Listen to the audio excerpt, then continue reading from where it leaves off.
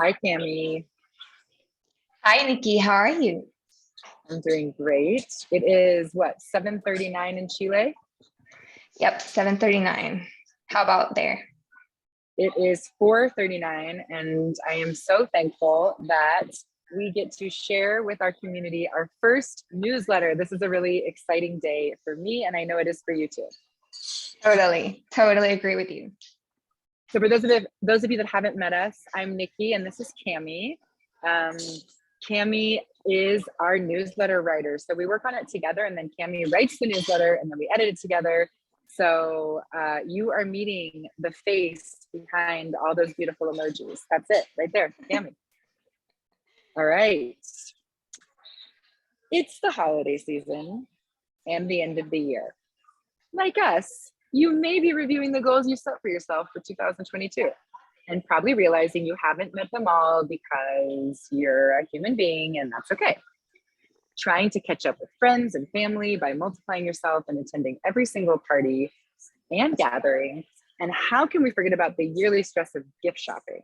All this while making an attempt to be truly present. Overwhelming, we know. These times can be extremely exhausting. We may find ourselves constantly trying to keep up, that is, to act at an acceptable rate. And thank you, Cambridge Dictionary, for such an appropriate definition. But the thing is, what is acceptable changes constantly. It's impossible to reach the finish line because, spoiler alert, there is no finish line.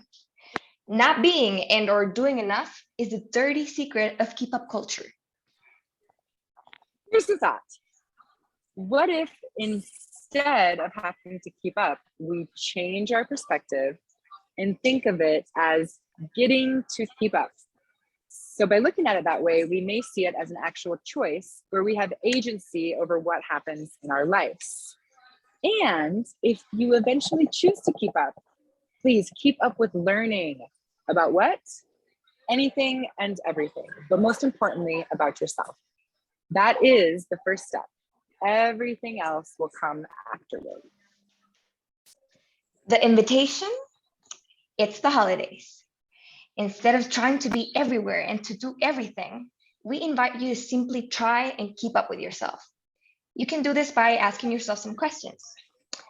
What actions allow me to keep up with myself instead of keeping up with every single task? What does being present mean to me, and how do I do that?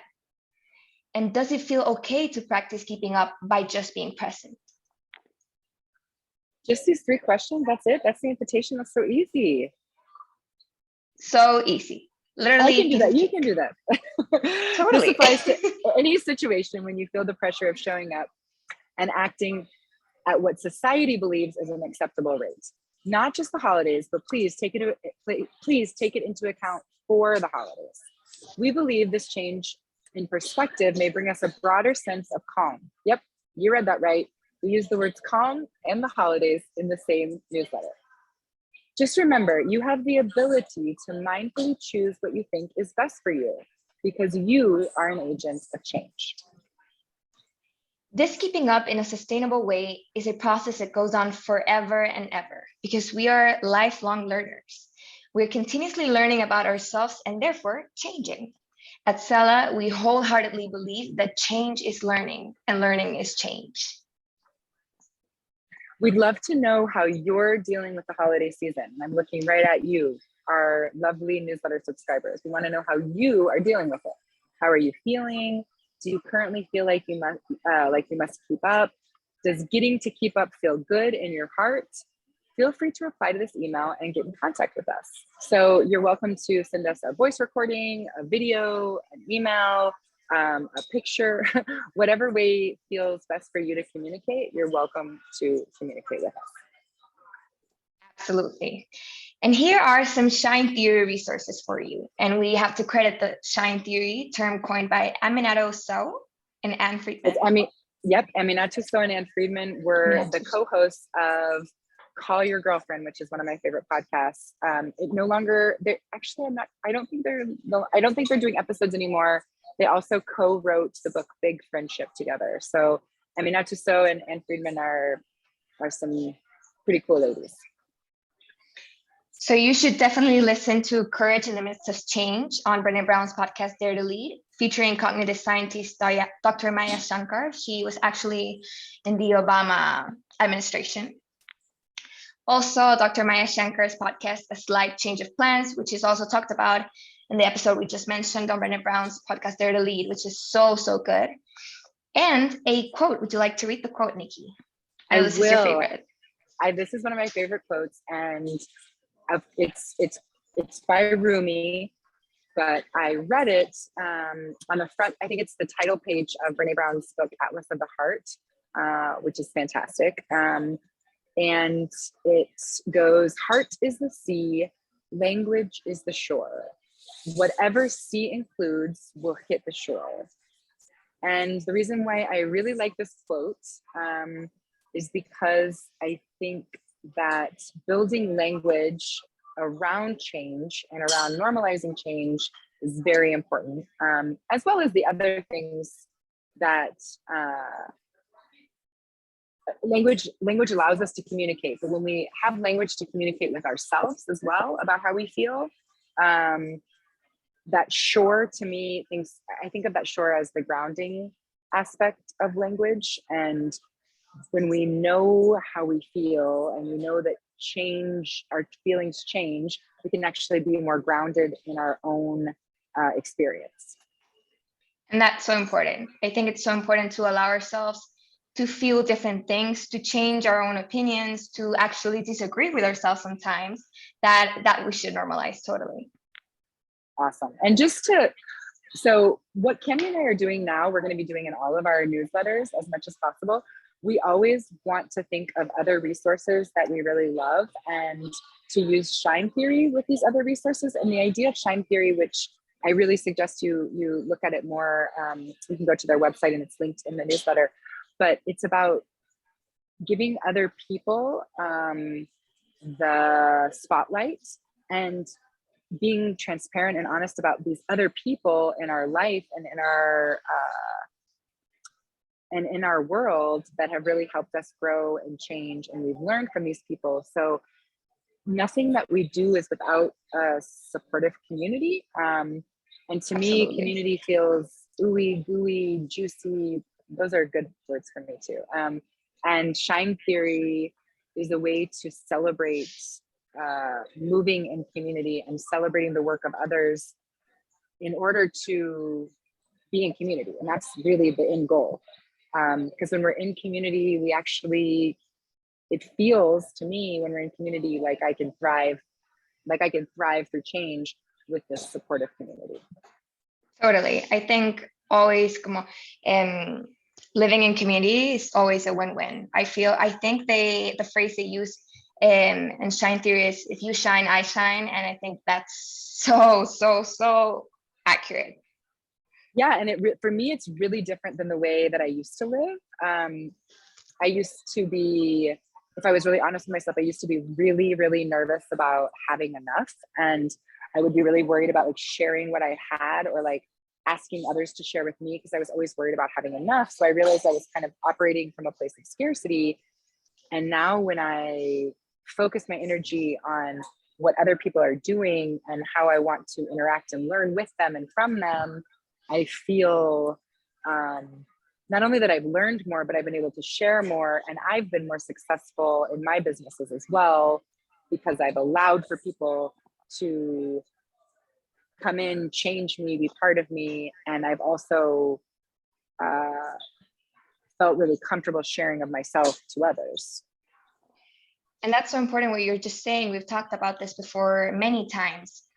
If you come from a scarcity mentality, you're not allowing yourself to grow. There's no space to grow because you're always looking for something else. And it's like what we just talked about, keeping up. There's no finish line. You're never satisfied. I mean, I've never had enough chocolate and I'm just comfortable with that. Same, totally. I'm really comfortable with it. And I'm keeping up with my learning about the different types of chocolate so I can keep on.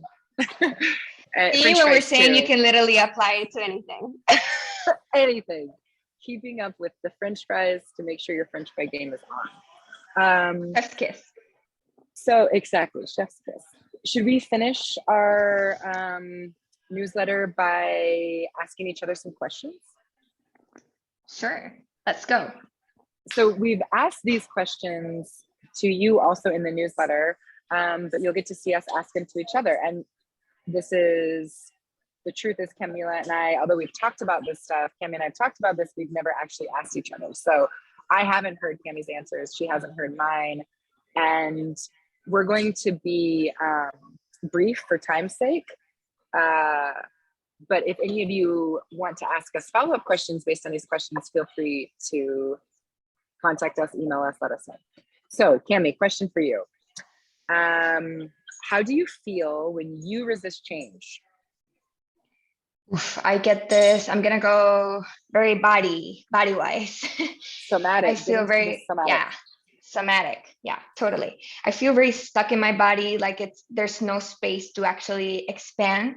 Like I'm trying to push against the wall and I can't really go any further. That's how I really feel. It's something in my chest, in all of my upper body, I'd say. How do you feel when you resist change? For me, it's afterwards, and it's like a sense of dread. Because usually like the resistance of the change is like the ignoring of the change, and there's some dread around that. So the dread comes up to me and I get the dread like right behind my throat, like right here, just like this dread.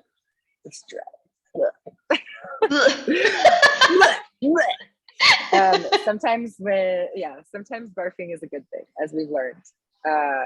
When we're so excited that we have to barf, that's cool, but sometimes barfing is kind of gross. Anyways, how would you feel, Cami, if you accepted change and decided to learn from it? If I try to envision that, I see clarity. I see space, actually. Como a lot of space there to be taken up by amazing things. And maybe you can even como learn things that you're not comfortable with, but there's still space for things to happen in your brain, in my brain. That's how I see it, at least, and my heart as well. So how would you feel if you accepted change and decided to learn from it? I think when you said space, like I was trying to really be present in your answer, but the whole time I was like, oh my gosh, me too. This space, it's almost like a living room. And I sort of see the change as like, if it's like the elephant in the room, and if I don't address it, it will literally take up all the room. But if I do address it, then I can just be like, then all of a sudden the elephant's like works with the room versus trying to work around the elephant. Yeah, I totally feel that as well. I was also thinking about this a lot, just change in general. When I actually choose to accept it, then this new thing kind of grows in its space. It like changes its taste, its texture for me when I accept it, and now it becomes something different altogether. I don't know. No, I totally understand you. I feel like, you know, when you have a crush and you're first starting to get to know this crush and you feel like butterflies in your stomach, and sometimes you're not really sure if it's good or bad, right? You are really trying to figure out how you're feeling. These butterflies. Oh, I know that do not mean. Feel. I know that. Oof. Yes. Oof. I know you know. And it's just like that feeling. You don't know what's coming, but you're sensing something's coming, and that's really listening to your intuition as well. I think that's key. Agreed. One of the, if I can share a quick personal story, and then we'll ask the last question, and then I think we're good with our first newsletter because we don't want to bore you guys. But I am unable to have biological children. I have, my body has gone through some changes where, to keep my health optimal, I no longer have a uterus and a few other, important female parts. But it really took me to look at the change and like actually accept that I wasn't going to be a biological mom before I could get excited about what else was going to happen in my life. And I sort of felt like my life was just, because I'd planned on being a mom and because I planned on having children biologically, it was like that the change was, I was trying to look at the change, but I couldn't really accept it. But now that I've accepted the change, it's like all these possibilities of other types of scenarios for my life and for that motherhood piece just keep growing, popping up. But I had to actually accept it to make space for these new growth, for the new growth to come in.